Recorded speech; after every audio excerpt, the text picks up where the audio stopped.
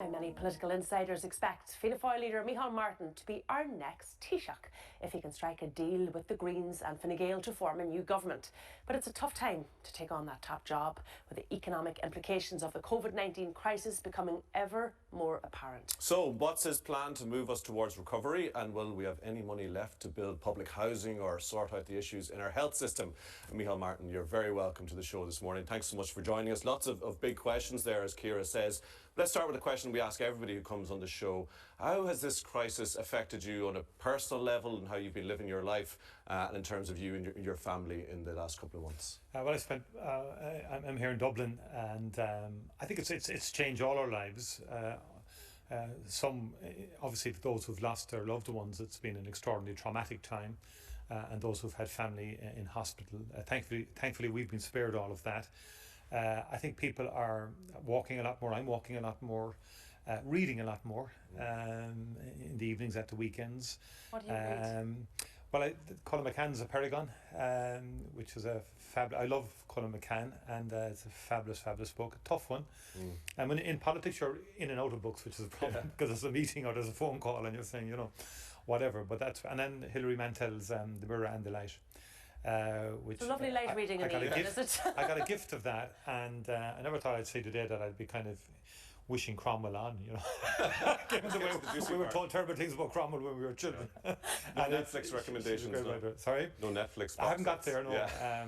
But I'm catching up with Normal People, which I'm up to episode 4. Didn't get there last night. Superb.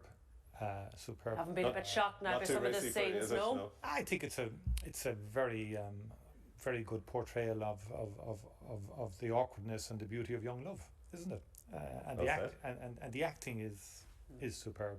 I was reading a lot of people, graduates of the Leader Academy.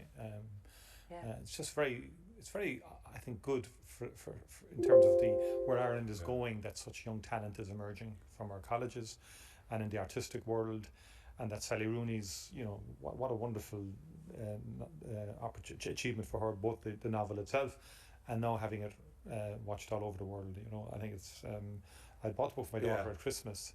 I haven't read it yet. I regret she read it. She thought it was a fabulous piece. Before we get into the sticky stuff, has the crisis, and I think you're sort of away from your family a lot by nature of your job, has it changed anything in your outlook in life, and in terms of, we'll get to the vision for Ireland, in terms of what we are as a country and where we're going as a country?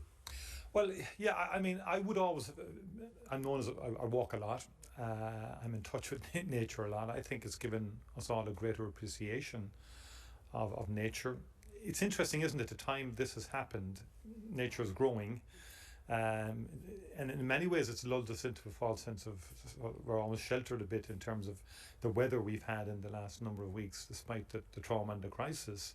I think we've all slowed down, so I would like to think people are re-evaluating their lives to some extent, and how we live our lives, and the quality of that life, and obviously the enduring importance of family and friends.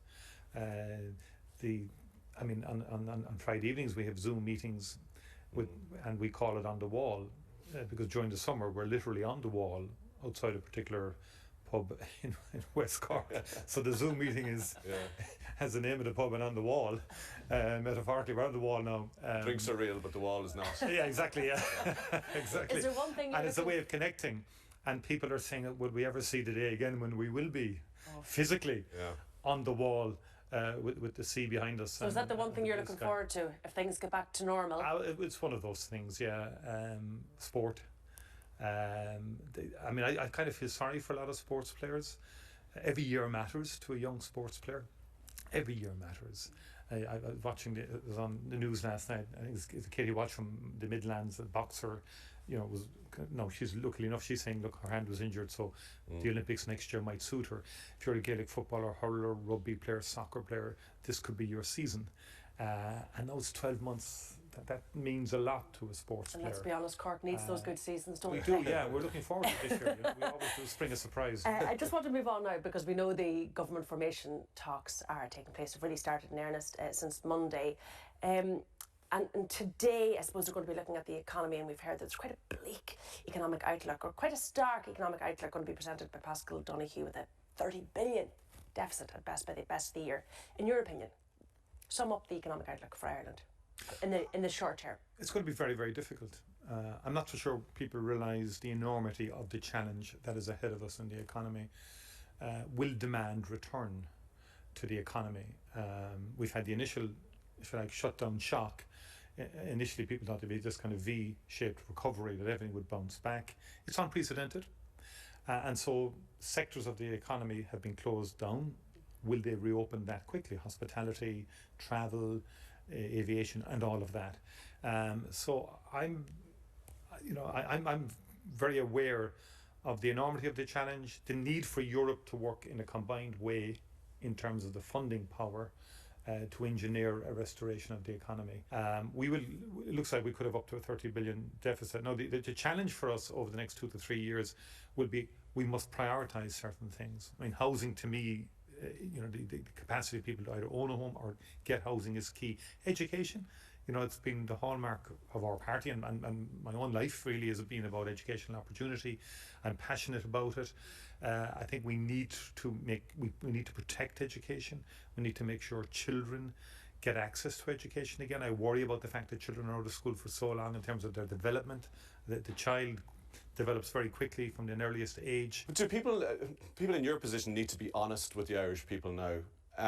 You and Fianna Gael have said there won't be any new tax rises, no spending cuts, you won't raise the pension age, you want to build houses, education, fix the health system, stimulate the economy, which needs to be done. And then there's a green agenda as well. I mean, with a 30 billion deficit, is that really possible? Is it time for honest talking with the Irish people now? And if you are first, it will surely be up to you to have that honest conversation. I think we have to have an honest conversation with the Irish people.